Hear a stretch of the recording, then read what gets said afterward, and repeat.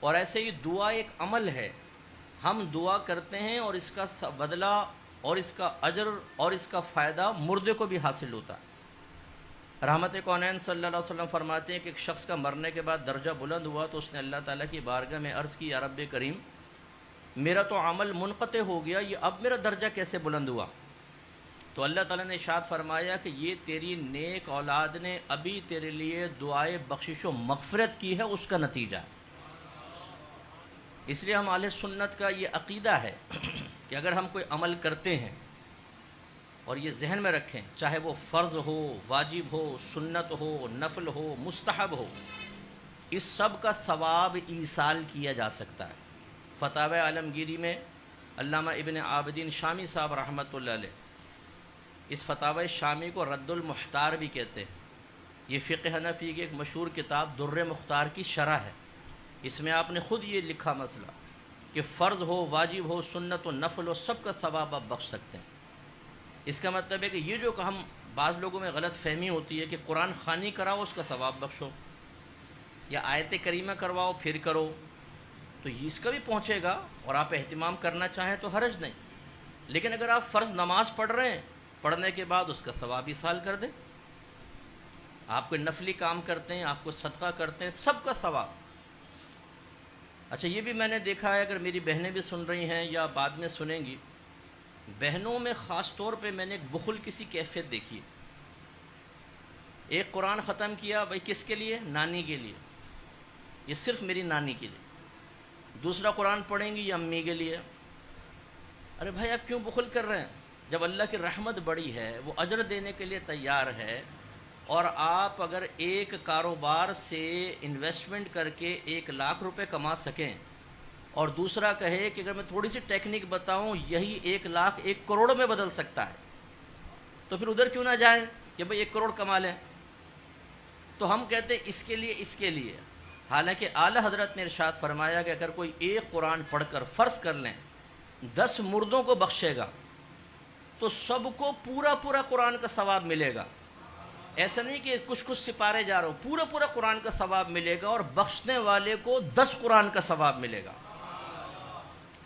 اس لیے پھر فرماتے ہیں کہ بہتر ہے کہ یوں ایصال ثواب کریں کہ سب سے پہلے اپنے آقا کی بارگاہ میں پیش کریں کہ یا رب کریم، اس کا ثواب میں اپنے آقا کی بارگاہ میں پیش کرتا ہوں، قبول و منظور فرما، اور آپ کے وسیلہ جلیلہ سے حضرت آدم علیہ السلام سے لے کر آج تک جتنے مسلمان دنیا سے پردہ فرما چکے، جو دنیا میں موجود ہیں اور جو قیامت تک آئیں گے، سب کے نام اعمال میں منتقل کر دے۔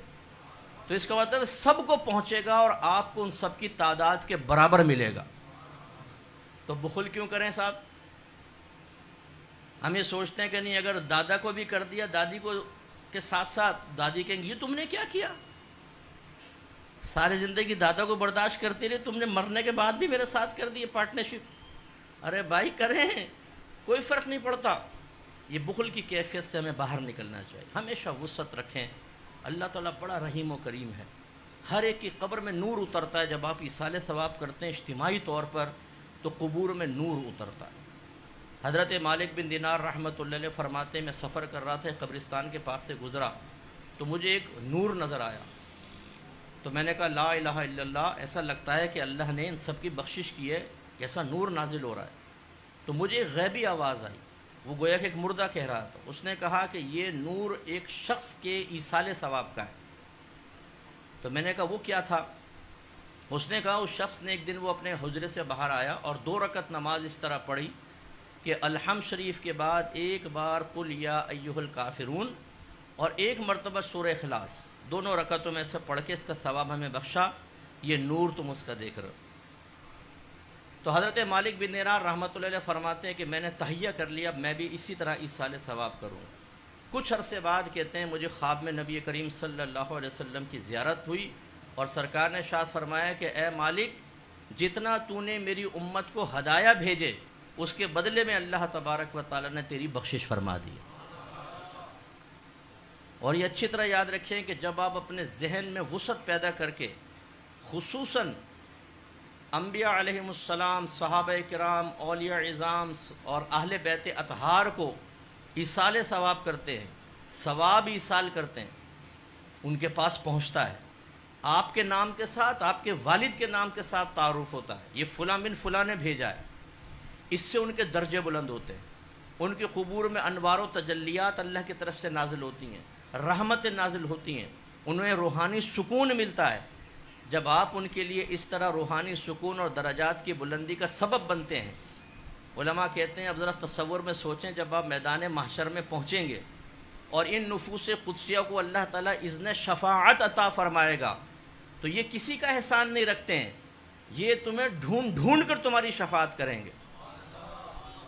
تو اس لیے بالکل جیسا بھی یہ محفل ایک پرٹیکولر والد صاحب کے لیے رکھی گئی، تو یہ ہو سکتا ہے کہ آپ اجتماعی اصالِ ثواب کریں اور آخر میں خاص طور پہ ان کے لیے، اس میں کوئی حرج نہیں ہے، یہ ہو سکتا ہے۔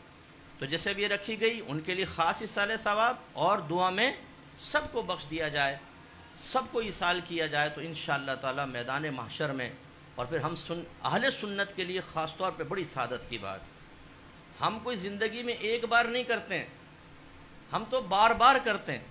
اللہ نے ہمیں ایسے مواقع دیے ہیں کہ ہم بار بار ایصال ثواب کرتے ہیں، کبھی شیخ عبد القادر جیلانی رضی اللہ تعالیٰ عنہ کے لیے، کبھی سرکار کی میلاد مناتے ہوئے، کبھی خواجہ صاحب کی چھٹی مناتے ہوئے، کبھی داتا صاحب کا عرس کرتے ہوئے، زبردست قسم کا ایصال۔ تو انشاءاللہ ہمارے اللہ تعالیٰ نے ہمیں توفیق دی، اور ہمارے وسیلے سے، اگرچہ وہ محتاج نہیں ہیں، وہ تو بالکل محتاج نہیں، لیکن ان کے درجے بلند ہوتے ہیں۔